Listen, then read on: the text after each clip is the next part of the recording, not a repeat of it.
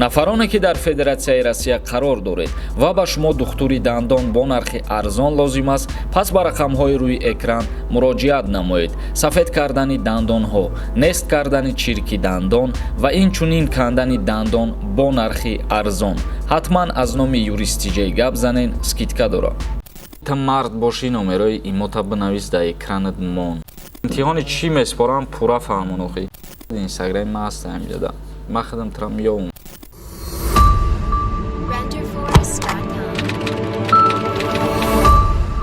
ассалому алайкум ба ҳама тамошобинони барномаҳои Сорбон Сафаров.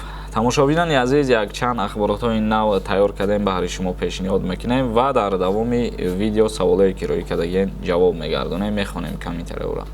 аввалин ахборот оиди ба кодекси ҷиноятии ҷумҳурии Тоҷикистон як моддаи нав ворид карданд. Таҳти раёсати Маҳмадтоҳир Зокирзода, раиси Маҷлиси намояндагон Маҷлиси Олии Тоҷикистон, ҷаласаи шӯрои Маҷлиси намояндагони Маҷлиси Олии Ҷумҳурии Тоҷикистон баргузор гардид, ки дар он лоиҳаи қонуни Тоҷикистон дар бораи ворид намудан илова ба кодекси ҷиноятии ҷумҳурии Тоҷикистон низ мавриди баррасӣ қарор гирифтааст. тибқи иттилоот зимни баррасии ин масъала вакили Маҷлиси намояндагон Равшан Раҷабзода иброз намуд, ки лоиҳаи қонун дар бораи ворид намудани илова ба кодекси ҷиноятии ҷумҳурии Тоҷикистон аз ҷониби ҳукумати Тоҷикистон пешниҳод гардидааст. ва инчунин дар моддаи наве ки дар кодекси ҷиноятии ҷумҳурии Тоҷикистон ворид кардагиянд қайд намуданд, ки барои ғайриқонунӣ ба роҳ мондани таълими динӣ аз ҷумла тавассути шабакаи интернет, агар ин кирдор хусусияти динии экстремистӣ надошта бошад ва давоми сол пас аз татбиқи ҷазои маъмурӣ барои чунин ҳуқуқвайронкунӣ содир шуда бошад, ҷавобгарии ҷиноятӣ қайд кардааст Муҳаммадато Султонов. ва инчунин қайд карданд, ки лоиҳаи қонуни Тоҷикистон дар бораи ворид намудани илова ба кодекси ҷиноятии Тоҷикистон ба Конституцияи Тоҷикистон ва қонуни Тоҷикистон дар бораи санадҳои меъёрии ҳуқуқӣ мухолифат надорад ва аз бюҷаи давлатӣ маблағи иловагӣ талаб карда намешавад. як ахбороти дигар оиди Тоҷикистону Қирғизистон созишномаи марзӣ имзо карданд. Чихеле ки ба ҳамаи мо шумо маълум аст, марзи ҷумҳурии Тоҷикистон бо Қирғизистон 976 километра дар бар мегирад, ки аз рӯи санадҳои меъёрии ҳуқуқӣ 504 километри марз муқаррар шудагианд ва аломатгузорӣ кардагиянд. ва имрӯз боз як ҷаласаи дигар баргузор гардид доир ба аломатгузорӣ кардани марзи Тоҷикистону Қирғизистон, ки ҷаласа санаи 9 октябр баргузор шуда буд дар деҳаи Исфанаи Қирғизистон. ва дар ин ҷаласа гуфтушунидҳо ба охир расиданд. тибқи маълумотҳо тақрибан 20 километри марзи дигар боз аломатгузорӣ карда шуд. ва пас аз 15 ҳамин моҳ боз як ҷаласаи дигар дар ҷумҳурии Тоҷикистон баргузор мегарда ва боз аломатгузорӣ мекунанд, марза муқаррар мекунанд. Ҷумъахон Қувватов нависонда: якай Сорбон ма як карат регистратсия кардам. Тамом шид, патент накардам. Ҳозир чӣ хел ма патент кунам? Илтимос ҷавоб деҳ. дар ҳолате ки шумо регистратсия мекунед ва пеш аз буд-шудани муҳлаташ бояд аз сари нав продлит кунед амура. ва дар ҳоле ки аз сари нав регистратсия карданӣ бошиву баъд ҳуҷҷатота пешниҳод кунӣ барои патент, регистратсия ки кардӣ, аввалан мераи ФМС базаданира проверка мекунӣ ки ному фамилияите дар ҳақиқат ҳаста ё ин ки не. ва агар ҳолатҳое мешавад ки шумо регистратсия мекунед, бе проверка мерен, ҳуҷҷатҳои патентона меспорен ва дар охир рӯзе ки шумо патента бояд дастрас кунед, мегӯянд ки патенти шумо дода намешава, яъне бекор шид, ба хотире ки регистратсияи шумо фалшивия дар аму базадани ФМС намебурад. ба ҳамин хотир пеш аз супоридани патент ҳатман ҳар яки шумо бояд проверка кунед ному фамилиятона, ки дар ҳақиқат регистратсияи шумо қонунӣ ҳаст ё ин ки не. Мусоев нависонда: ака меган амнистия шида, роста 150 000 тоҷика амнистия карданд. авфи муҳоҷиро агар дар назар дошта бошӣ, мутаассифона шидагӣ нест олӣ. як каси дигар нависонда ки та мард бошӣ номерои имота бинавис дар экранат мон. та агар ман дар ягон кор дошта бошӣ бародар, адресота бинависон худад. Инстаграм ма ҳастам ҷада. ма худам трам ём шаҳр неста ки та мара биёрӣ. адресота бинавис дар Инстаграм ё ки дар комментария. Маҳмараҷаб нависае: акай Сорбон ҳамин 17 солара дар Москва чандқайна регистратсия мекунанд. Регистратсия аз рӯи қонунгузории Федератсияи Россия 3 моҳае ва ҳар 3 моҳ пас регистратсия кардан мегирӣ ва баъд 18 сола кишиден боз барои патент ҳуҷҷат месупорем. Дилшод Ҳоҷиев нависонда: салом алейкум акаи Сорбон. Зан ба хоҳиши худаш аз хона баромада равад. Вай дар никоҳ аст. Кӯдак да алимент споридан ҷоиз аст ё ин ки не? Илтимос ҷавоб бигӯ Пешакир Аҳмад. Алимент ситонидан танҳо ба қарори суд мешавад. Яъне ки дар никоҳи ту боша суд ягон қарор намебирорад ва судам дар ҳол қарори бекор кардани акди никоҳ намебирорад. Дар ҳоле ки агар ту ҷавоби зан ҳам дода бошӣ, дар муддати 1 ҳафта ё ки дар муддати 2 ҳафта аст алимент талаб намекунанд.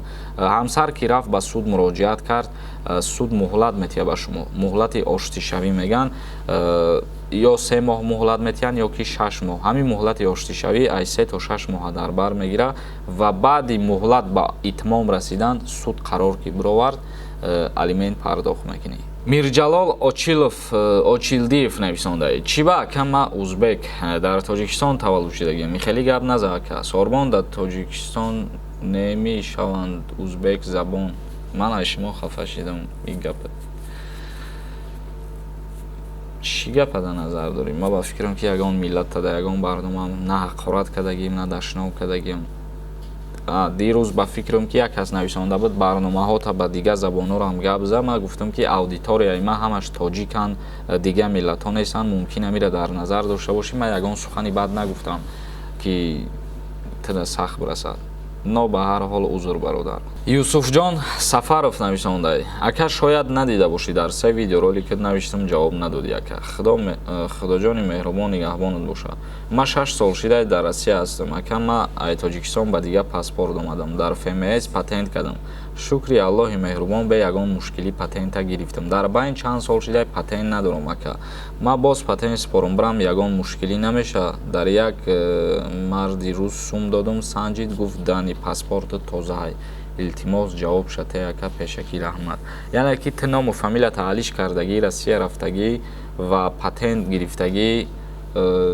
6 сол шуда ки ту дар Россияю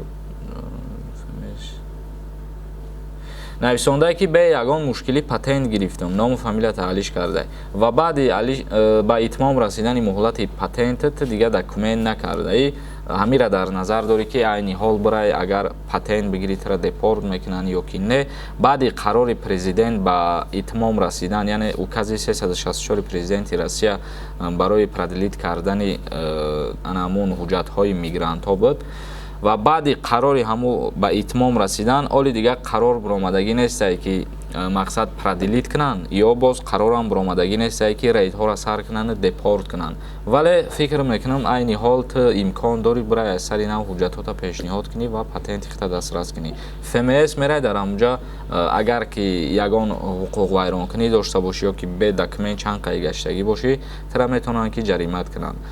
ҷаримаро пардохт мекунӣ, ҳуҷҷатҳота дуруст мекунанд, чунки қарори депорт кардани муҳоҷиро оли биромадагӣ нестае. Синоҷон нависондай: салом ака, як бори дигар мегуфтен, ҳами кӯдакҳо то 6 солара омада наметавонанд ё ин ки баъд духтур гузари 60 рӯз пас метавонанд омада? Илтимос ҳар чиз зудтар ҷавоб диҳед. яъне ки дар ҷумҳурии Тоҷикистон то кӯдакҳои 6 солара прививка мекунанд ва ин маҷбурия ва баъди прививка кардан 60 рӯз биромадан мумкин нест аз ҳудуди ҷумҳурии Тоҷикистон. то муҳлати 60 рӯза то кӯдакҳои 6 сола аз Тоҷикистон берун биромадан наметавонанд. Абубакр Муслимов нависонда: имтиҳони чӣ меспорам пурра фаҳмонохӣ. дар ҳолате ки дар биноҳои сохтмонӣ кор ва фаъолият кардан бихоҳад ҳар як мигранте ки дар Россия қарор дорад, аз моҳи дигар шурӯъ карда имтиҳон меспоранд, баъд ба кор ана ҳамун биноҳои сохтмонида қабулшон мекунанд. Файзалиев Бурҳон нависонда: барои лайк просмотр шумо любой корам мекунед юрист. хай ту накардӣ, ман мекунам бародар. охир проблема айтидама чӣ кор мекунам. Сайф Раҷабов нависонда: салом бародар, чӣ ба дар бораи сум гап зананд, тез хай меган. ман намедонам ту кира дар назар дорӣ бародар ва саволтам нафаҳмидам. як каси дигар нависондае ки роста меган 3000 одама запретоша ҳуй кадан. ягон каса ҳуй кадагӣ нестан бародар, ягон амуд авф шидагӣ нест барои муҳоҷиро ва хоҳиш мекунам аз пеши хитони хеле гапҳо назанед, дигарора мақсад ба ҳолате нарасонед ки аз пишти ҳамин гапҳои шумо бигиранд депорт чон кунанд. ягон каса авф кадагӣ нестан дар Федератсияи Россия. агар ягон ахборот дар ин маврид шид, мо ҳатман ба шумо видео мекунем, хотиррасон мекунем ки қарор биромадагия ё ки кай авф мешавад. Ба ҳамин барномаро ҷамъбаст мекунем то барномаҳои дигар. Худованд ҳамаи мо шуморо нигаҳбон бошад.